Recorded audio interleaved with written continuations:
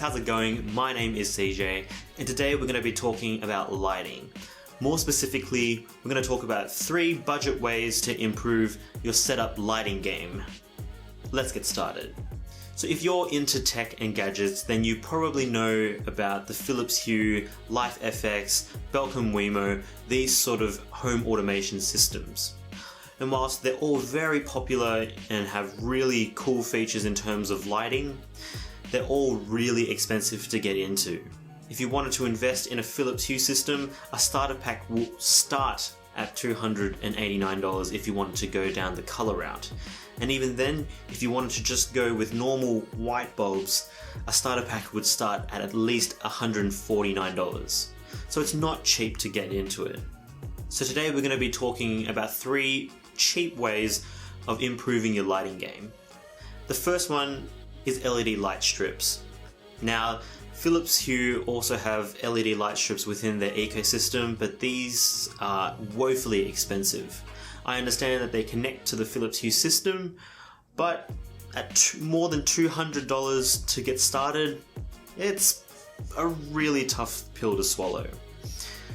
So my recommendation is that you can go online onto even just cheap websites such as Amazon, eBay, or Banggood, GearBest, all these different websites, and buy yourself these nice, cheap, no-brand LED light strips. You can get different sizes from 1 to 5 meters, waterproof, non-waterproof, and all different types of LEDs as well for different purposes. If you buy them online, they're not going to cost you anything more than $20 to $25 for the longest length. The other advantage is that you can also pick and choose the type of connector that they use. You can buy a connector that you can control with just say a conventional light switch, or you can buy one that's USB connected, or you can even buy one that has its own little infrared module and you can control with the remote.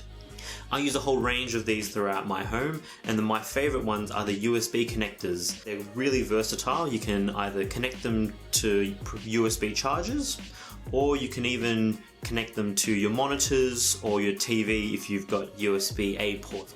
My favorite use for these type of USB strips is that I can connect them to the USB ports on my TV, and each time I turn on the TV, the LED lights will spring to life automatically, no need to hit any buttons otherwise. So instead of paying more than $200 to get started with Philips Hue in terms of LED light strips, you can pay $20 and use them all throughout your home with length to spare that you can probably recycle for a fraction of the price. And the color selection might not be as vast, but I think that's a small price to pay considering it is a small price to pay.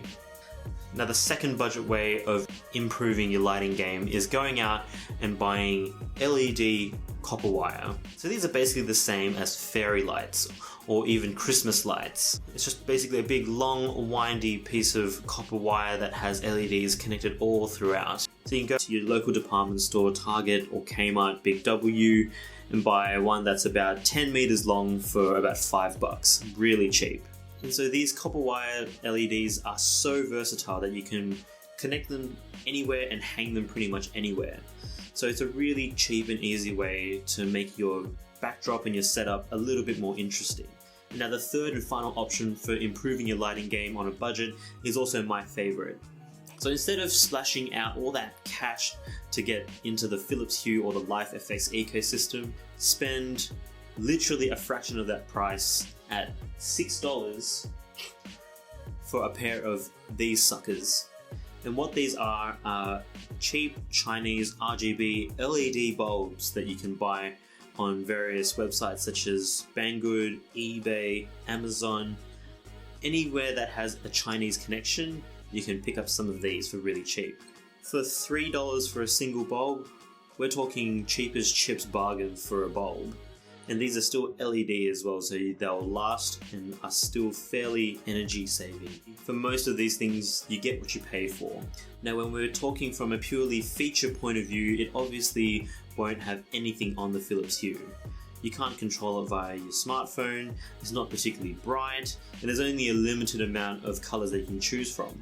But again, when we're talking about paying for basically a fraction of the price of a Philips Hue bulb, you still get a decent amount of color control with these particular light bulbs, and you still have a dedicated remote that can manually control everything. So you can still control brightness, you can still switch them on and off when you want them to, and you can even control multiple light bulbs with a single remote, as I'll show just now. Red, red, green, green, blue.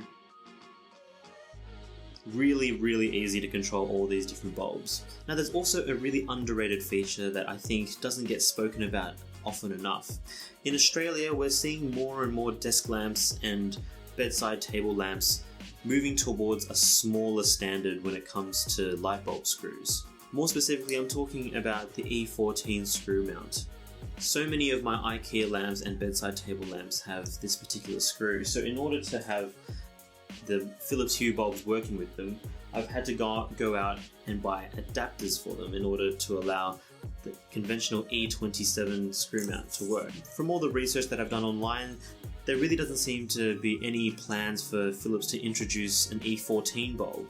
So the problem we see is that a lot more people will have to revert to something like this, which is a Philips Hue bulb with an adapter on the back.